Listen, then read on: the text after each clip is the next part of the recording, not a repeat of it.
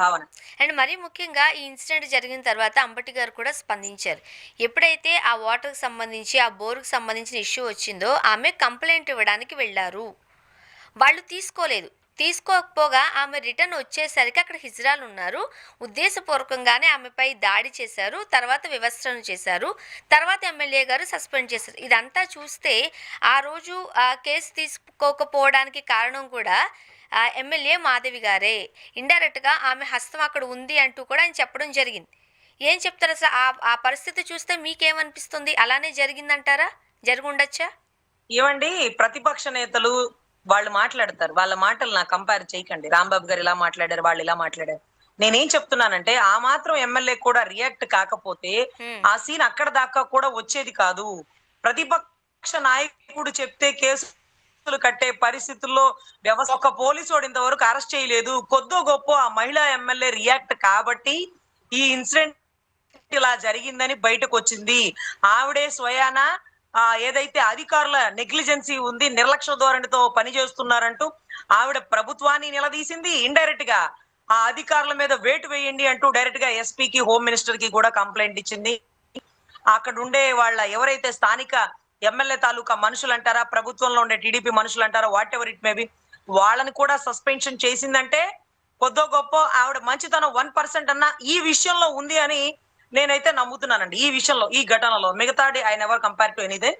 ఈ విషయంలో ఆవిడ కొద్దో గొప్ప రియాక్ట్ అవ్వబట్టి కనీసం ఇది ఇన్సిడెంట్ జరిగిందని మనకు తెలిసిందండి. హ్మ్. లేకపోతే తెలుసుండేది కాదు అని నేనైతే భావిస్తున్నాను. ఇప్పుడు గుంటూరు సిటీలో నడి రోడ్డు పైన ఒక మహిళను వివస్త్రను చేసి దాడి చేపిచ్చి తోటి మహిళ కూడా అక్కడ ఎవరైతే రమణమూర్తి ఉన్నారో వాళ్ళ సోదరి కూడా అక్కడ ఇబ్బందికరమైన పరిస్థితిని సృష్టించినప్పుడు అక్కడ ఉన్న తోటి మహిళలే అడ్డుకొని ఆమెకు వస్త్రాలు ఇవ్వడం చూసాం. ఆయన అంటే ఎవరైతే వెంకటరమణమూర్తి ఉన్నారో ఆయన ధైర్యం ఏంటి? ఆయన ఎవరి అండ చూసుకుని ఒక మహిళ పైన ఇంత దారుణంగా ప్రవర్తించారు? ఒకటండి, ఎవరి అండ చూసుకొని అంటే ప్రభుత్వం అండ చూసుకొని నేను అన్నండి. ప్రభుత్వం చేతగానితనాన్ని చూసుకొని ఇలా చేశారు. ఎందుకంటే రైల్వే కోడూరులో ఘటన మీకు గుర్తుండాలి. ఒక మహిళ చేతిలో కర్ర, అంటే ఒక మహిళదిని కొట్టడానికి పోలీసోడు చేతిలో కర్ర లాక్కొని నడి రోడ్డు మీద ఆ మహిళని కొట్టిన దృశ్యం మాకు గుర్తుందండి. హ్మ్. అప్పుడు ఆ వ్యక్తి మీద ఏం యాక్షన్ తీసుకున్నారు? ఇప్పుడు నా మీద ఏం తీసుకుంటారు? తీసుకుంటే అతని మీద కూడా తీసుకోవాలి కదా. ఒక దళిత మహిళ, ఒక ఉద్యోగస్తురాల్ని నడి రోడ్డు మీద 10 మంది చూస్తుండగా, హైవే రోడ్ల మీద జనాలు క్రౌడ్ తిరుగుతుండగా పోలీసోడి చేతిలో కర్ర లాక్కొని కొడితేనే మరి అతన్ని అరెస్ట్ చేయలా. మరి మోడెస్టీ ఆఫ్ ఉమెన్ కేసు పనిచేయలా, న్యూసెన్స్ కేసు పనిచేయలా.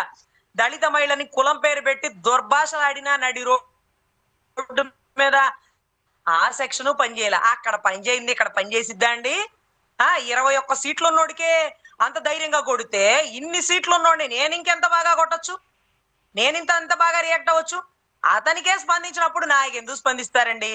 ఇది ప్రభుత్వం అండ చూసుకొని కాదు, ప్రభుత్వం చేతగానితనాన్ని చూసుకొని చీపిరి పుల్లకు కూడా ధైర్యం వచ్చే పరిస్థితి అయిపోయింది ఈ రోజుల్లో. ఏదైతే పచ్చ మీడియా అంటారా, లేకపోతే తెలుగుదేశం వాళ్ళంటారా, జనసేన వాళ్ళంటారా, కళ్ళ ముందు జరుగుతున్న తప్పుని వారి అధినాయకులు ప్రశ్నించి వారి మీద యాక్షన్ తీసుకోపోతే ఇలాంటి చర్యలు రానున్న కాలంలో ఎన్నో చూడాల్సి వచ్చిందండి. ఓన్లీ గుంటూరులోనే కాదు, వైసీపీ జిల్లా బద్వేల్లో కడప టీడీపీ ఎమ్మెల్యే మాధవి గారి అనుచరులు ఒక వృద్ధ దంపతులపై దాడి చేయడం, ఆ వృద్ధ మహిళ జాకెట్ చింపివేయడం, ఆమె చాలా ఆవేదనగా బయటకొచ్చి మాట్లాడడం. ఏం జరుగుతోంది ఏపీలో? అదే అదే చాలా దారుణమైన నరకాసుని కోరలు ఇలా విచ్చలవిడిగా మా ఆంధ్ర రాష్ట్రం మీద పడిపోయినేమో అనుకోవాలండి.